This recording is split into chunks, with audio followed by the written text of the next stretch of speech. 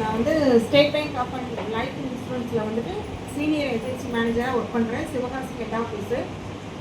இங்கே வந்து ஆனந்தா இந்த இன்ஸ்டியூட் வந்து என்னை ஸ்கூலில் இருக்க முன்னாடி வந்து எனக்கு தெரியும். சார் என்னோடய பிள்ளைங்க எல்லாமே இங்கே தான் படித்தாங்க. என் பிள்ளை வந்து இப்போ பிஇ அக்ரி முடிச்சுட்டு இப்போ ஒரு நல்ல ஒரு பொசிஷனில் இருக்கிறாங்க.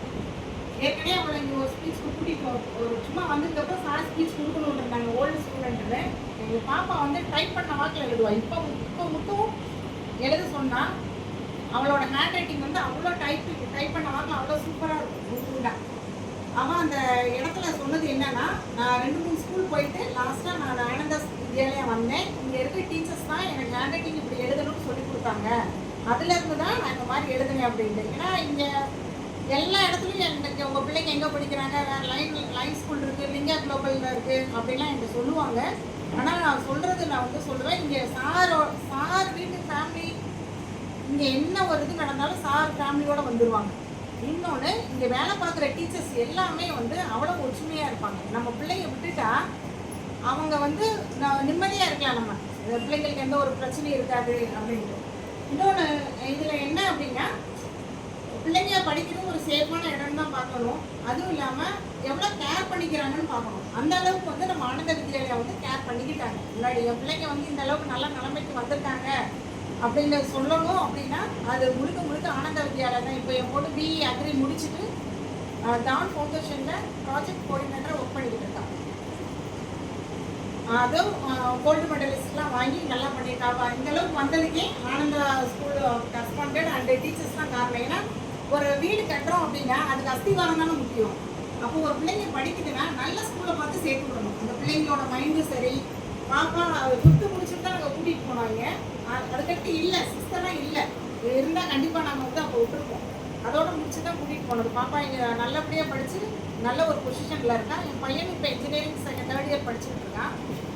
முழுக்க அந்த பிள்ளைங்க இந்த அளவுக்கு வந்ததுக்கு காரணம் ஒரு நல்லொழுக்கம் எல்லாமே தான். ஃபீஸ் வந்து பார்த்தா இங்கே இருக்கிற ஸ்கூல்லையே வந்துட்டு நம்ம ஆனந்த வித்யாலயம் தான் ரொம்ப கம்மியாக இருந்துச்சு அந்த டைமில். இப்போ அதுவும் இல்லாமல் சரி நம்மளுக்கு அதான் போனது இல்லாமல் அப்படியே விடாமல் சார் வந்து மக்களுக்கு நல்லா முயற்சி எடுத்து நல்லா பண்ணணுன்றக்காண்டி. இப்போ நீங்கள் வேறு மற்ற இன்ஸ்டியூட்லாம் போய் பாருங்கள், எந்த இன்ஸ்டியூட்டில் கேட்டாலும் உங்களுக்கு ஃபீஸோ இதில் வந்து நீங்கள் ஜாயின் பண்ணி படிக்கணுனாலும் இந்த அளவுக்கு வந்து ஃபீஸ்லாம் கம்மி பண்ணி கொடுக்கவே மாட்டாங்க.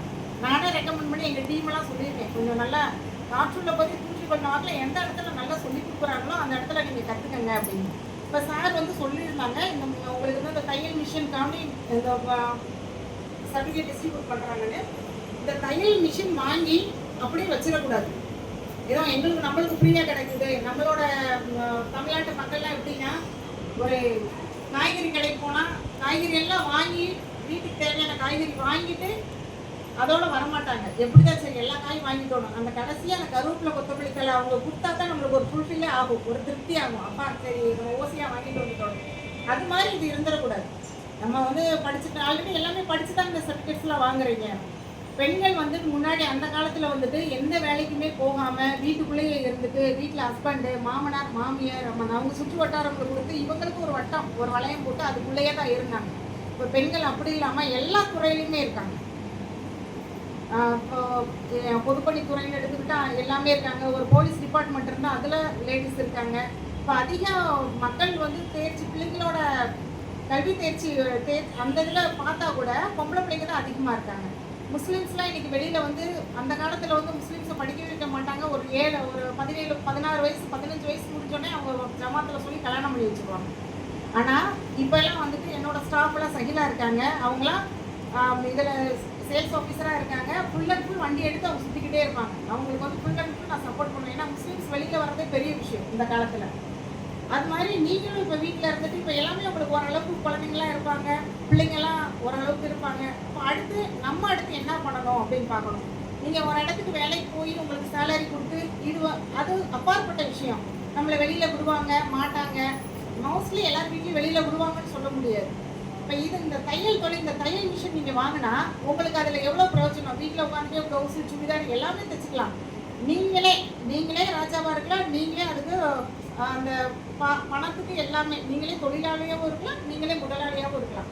அப்படி ஒரு இதில் தான் உங்களுக்கு இந்த மிஷின்லாம் கொடுக்குறாங்க. அதில் வாங்கி சரி நம்ம தைக்க மாட்டோம் யாராவது விலைக்கு கேட்டால் அதில் ஒரு பாதி விலைக்காக கொடுத்துருவோம். இது உங்களோட உழைப்பு, நீங்கள் படிச்சதுக்கு உண்டான அடையாளம். யார் வந்து உங்களோட சொந்தக்காரங்க யார் வந்து எவ்வளோ ப்ளீஸ் பண்ணி கேட்டாலும் இது உங்கள் அடையாளம், நீங்கள் கொடுக்கவே செய்யாது. எப்படி நம்ம சர்டிஃபிகேட்டை மற்றவங்களுக்கு கொடுக்க மாட்டோமோ அது மாதிரி தான் இந்த விஷயம். யாருக்கும் ஓசி கொடுத்துறாதீங்க, எவ்வளோ ஃப்ரெண்ட்ஷிப்பாக இருந்தாலும் கொடுத்துறாதீங்க. இது உங்களுக்குன்னே நீங்களே வச்சுக்கோங்க. இதில் வந்து 4 காசு சம்பாரிச்சா அது உங்களுக்கு தான் நல்லது, உங்களுக்கு உங்கள் ஃபேமிலிக்கு நல்லது. கற்றுக்கிட்டு அடுத்து நீங்கள் இப்போ எல்லாமே முடிச்சிட்டிங்களா?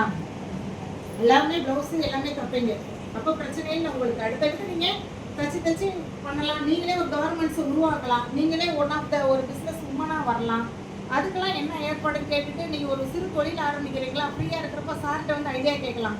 சாரெலாம் நிறைய பண்ணிக்கிட்டு இருக்காங்க.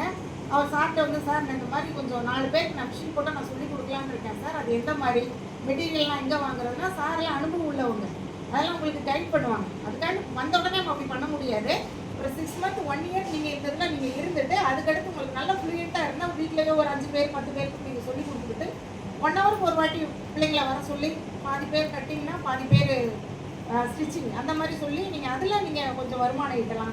துணி தச்சு கொடுத்து வருமானம் ஈட்டலாம். இல்லை நம்ம போய் யார்கிட்ட போய் நம்ம துணி வாங்குறோன்னா ஒரு கார்மெண்ட்ஸு அவங்கள்ட்ட சொல்லி மொத்தமாக எடுத்துக்கிறலாம். நைட்டி தைக்கிறது, மற்ற அந்த பேக் இதுக்கெல்லாம் தைக்கிறது, அந்த மாதிரிலாம் லேடிஸ்களுக்கு நிறைய சுய தொழிலாம் இருக்குது. அந்த மாதிரி பார்த்து நீங்கள் நிறைய இதில் எல்லாருமே சக்ஸஸ் ஆகும். சரிங்களா? அதுவும் இல்லாமல் இன்னொரு இது என்ன அப்படின்னா, இப்போ நான் State Bank of India Life இன்சூரன்ஸில் இருக்கிறேன். ஒரு உயிரற்ற வண்டிக்கே வந்து ஒரு இன்சூரன்ஸ் நம்ம போட்டு வைக்கிறோம். எதுக்கு இன்சூரன்ஸ் பண்ணுறோம் அப்படின்னா, ஒரு வண்டி போய் இடிச்சிருச்சுன்னா அதுக்கு வந்து அந்த வண்டியை சரி பண்ணுறதுக்கு வந்து கவர்மெண்ட்லேருந்து பணம் கொடுப்பாங்க. அதுக்கு தான் நம்ம வண்டி வாங்குறப்ப இன்சூரன்ஸ். ஆக்சுவலி அப்படி ஒரு வண்டிக்கே அவ்வளோ தூரம் போனால் நம்மளாம் பிறந்தப்பயே நம்மளுக்கு இன்சூரன்ஸ் பண்ணி வைக்கணும். ஏதாவது நம்மளுக்கு ஒன்றுனா அந்த அப்போல்லாம் விழிப்புணர்வு இல்லை இந்த அளவுக்கு. இதில் வந்து உங்களுக்கு வந்து இப்போ நம்ம இருந்தாலும் நம்மளுக்கு அந்த அமௌண்ட்டு கிடைக்கணும், நம்ம இல்லைன்னா அந்த அமௌண்ட்டு வீட்டுக்கு போகணும் பிரயோஜனமாக. அதுக்குண்டான ஸ்கீம்ஸ் எல்லாம் இங்கே இருக்குது. இப்போது முனீஸ்வரி நம்ம இதில் அதை ஒர்க் பண்ணுறாங்க சேல்ஸ் ஆஃபீஸராக, சகிலா நம்ம இதில் ஒர்க் பண்ணிட்டு சேல்ஸ் ஆஃபீஸராக இருக்காங்க. உங்களுக்கு அந்த மாதிரி சேவிங்ஸ் ஸ்கீம் வந்து மினிமம் 12,000 ரூபா வருஷத்துக்கு மினிமம் 12,000 ரூபாயிலேருந்து வருஷத்துக்கு 10 லட்சம் ரூபாய் முடியும் கட்டலாம். அந்த அளவுக்கு போக தேவையில்லை. ஆனால் உங்களால் எவ்வளோ முடியுமோ அதெல்லாம் சேமிப்புன்றது வந்துட்டு ஒரு 20,000 ரூபா ஒரு ஆள் சம்பாதிச்சா 15,000 ரூபா செலவு பண்ணாலும் பாக்கி ஒரு 5,000 ரூபா வந்துட்டு ஒரு மிச்சப்படுத்தணும்னு பார்ப்பாங்க. அது வந்து நம்பகமானதில் போடணும். அந்த டுபாக்கூர் கம்பெனியில் போட்டு அது போயிடுச்சு அப்படின்னு இருக்காம ஸ்டேட் பேங்க் இல்லாட்டி இந்த இப்போலாம் ஐடி கார்டை போட்டுலாம் இப்படிலாம் நம்ம வெளியில் போக முடியும். ஸ்டேட் பேங்க் உங்களுக்கு தெரியும் இங்கே இருக்குது, எல்லா இடத்துலையும் இருக்குது, ராஜபாளையத்தில் இருக்குது, எல்லாம் ஒரு கொஞ்சம் பெரிய பெரிய ஊர்களில் வந்து ஸ்டேட் பேங்க் இருக்குது. மோஸ்ட்லி கவர்மெண்ட் எம்ப்ளாயிஸ்க்கு எல்லாருமே வந்து சேலரி அக்கௌண்ட் ஸ்டேட் பேங்க்கில் தான் கொடுப்பாங்க. அப்போது நீங்கள் போடுறது ஒரு நல்ல உங்கள் பணத்துக்கு பாதுகாப்பான ஒரு பேங்க்கில் போடணும். அது நம்ம ஸ்டேட் பேங்க் தான். சரிங்களா? நீங்கள் ஜாயின் பண்ணுறதா இருந்தாலும் சொல்லுங்கள், பிளான்ஸ் என்னென்ன இருக்குதுன்னு கேட்டால் அவங்க 2 பேரும் சொல்லுவாங்க.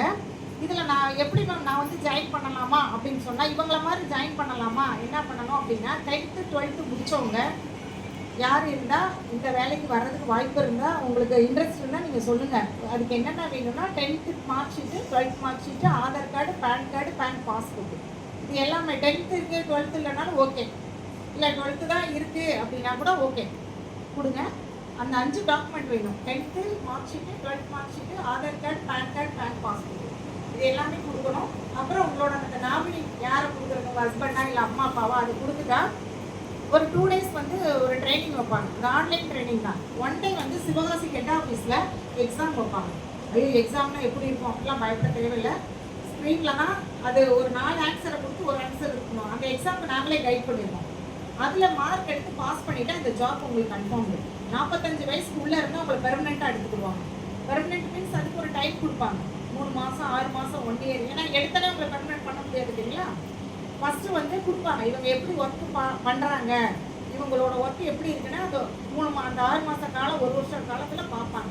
அதில் நீங்கள் பர்ஃபெக்டாக பண்ணினீங்க அப்படின்னா உங்களுக்கு என்ன மாதிரி ஒன் ஆஃப் த மேனேஜராக போஸ்டிங் கொடுப்பாங்க. உள்ள development manager, sales officer, development manager, நம்ம எல்லாம் ஸ்டெப்பாக வரலாம். இதில் உங்களுக்கு பெர்மனெண்ட் ஜாப்பும் இருக்குது. இல்லை நான் பார்ட் டைமாக பார்க்குறேன், என் வீட்டில் என் ஹஸ்பண்டை பார்க்கணும், மாமனார் மாமியார் இருக்காங்க, பிள்ளைங்க இருக்காங்க, இவங்களெல்லாம் பார்க்கணும். ஏன்னா பெர்மனெண்ட்டுனா டெய்லி ஆஃபீஸ் வரணும், எந்த எக்ஸ்கியூஸ் கொடுக்க மாட்டாங்க. இதே இது பார்ட் டைம் அப்படின்னா நீங்கள் ஓகே, நீங்கள் வீட்டில் இருந்து உங்கள் வேலையெல்லாம் கையெல்லாம் முடிச்சுக்கிட்டு யார் தைக்க வர்றாங்களோ அவங்கள்ட்ட கொஞ்சம் பேசிக்கிட்டு, இல்லை சொந்தக்காரவங்க, நம்ம ஹஸ்பண்ட் சைடு சொந்தம், நம்ம சைடு சொந்தம், பக்கத்து வீடு, இவங்கள்ட்டெல்லாம் சொல்லலாம். அக்கா இந்த மாதிரி நான் ஸ்டேட் பேங்க்கில் எக்ஸாம் எழுதி நான் பாஸ் பண்ணியிருக்கேன், இதில் வந்து இந்த சேவிங்ஸ் ஸ்கீம்ஸ் எல்லாம் இருக்குது. அதில் நான் இருக்கேன். நீங்கள் உங்களுக்கு உங்களால் முடிஞ்சது எதுனா இவங்க 2 பேரும் பேசுகிறதுக்கு வந்துடுவாங்க உங்களுக்கு. இல்லாட்டி நானே வந்துடுவேன் பேசுகிறதுக்கு. நான் வந்து உங்களுக்கு பண்ணி கொடுக்குறேன். அதுலேயே உங்களுக்கு ஒரு வருமானம் உண்டு பண்ணி கொடுக்கலாம். சரிங்களா? லேடிஸ் வந்துட்டு இன்றைக்கி இந்த அளவுக்கு வெளியில் வந்திருக்கீங்க, இவ்வளோ பேருக்கு சர்டிஃபிகேட் கொடுக்குறாங்க, இவ்வளோ பேருக்கு அடுத்து மிஷின் கொடுக்குறாங்க அப்படின்னா அதெல்லாம் பெரிய விஷயம். அதுலேயும் நம்ம என்னென்னா அதில் நேர்மையான வழியில் எந்த சம்பாத்தியமாக இருந்தாலும் அதை கரெக்டாக பண்ணலாம். ஸ்டேட் பேங்க்னா உங்களுக்கு அதே மாதிரி உங்களுக்கு இதே மாதிரி ஐடி கார்டு கொடுத்துருவாங்க. எக்ஸாம் பாஸ் பண்ண பின்னாடி நிறைய ரிவார்ட் அண்ட் ரெகக்னேஷன் இருக்குது. நிறைய வெளியில் டூர்லாம் கூட்டிகிட்டு போவாங்க, மொதல் மீட்டிங்ஸு எல்லாமே இருக்குது. சரிங்களா? அப்படி யாராவது இன்ட்ரெஸ்ட் இருந்தால் பண்ணுங்கள். மறுபடியும் சொல்கிறேன், இந்த மிஷின் வாங்கி யாருக்கும் தானமாவோ இல்லை அமௌண்ட்டு கொடுத்தோ யாருக்கும் கொடுக்குறாங்க. இது உங்களோட சொத்து, உங்களோட அடையாளம். சரி, இப்போ கொடுக்க சொல்லுவாங்க உங்கள் ஹஸ்பண்டோ யாரோ உங்கள் மாமியாரோ பாப்பா கூட அவங்க பொண்ணுக்கு கொடுத்துருங்க, அது ரொம்ப பிரயோஜனமாக இருக்கும். நீ என்ன தைக்கவா போகிற, அங்கே போய் தச்சுக்கலாம். நம்மளை ரொம்ப ப்ரைம் வாஷ் பண்ணுவாங்க. பட் நம்ம எதுக்குமே இது பண்ணக்கூடாது. இன்றைக்கி கொடுத்துட்டா நாளைக்கு நம்ம கேட்குறப்ப நான் அன்றைக்கி கொடுக்க சொன்னேன், நீ ஏன் கொடுத்த அப்படிங்குவாங்க. அதனால் எப்போ இது உங்களோட அடையாளம், உங்களுக்கு கிடைச்சது. அதனால ரொம்ப பாதுகாப்பாக வச்சு இதன் மூலிமா ஒரு வருமானத்தை. சரிங்களா? சரி.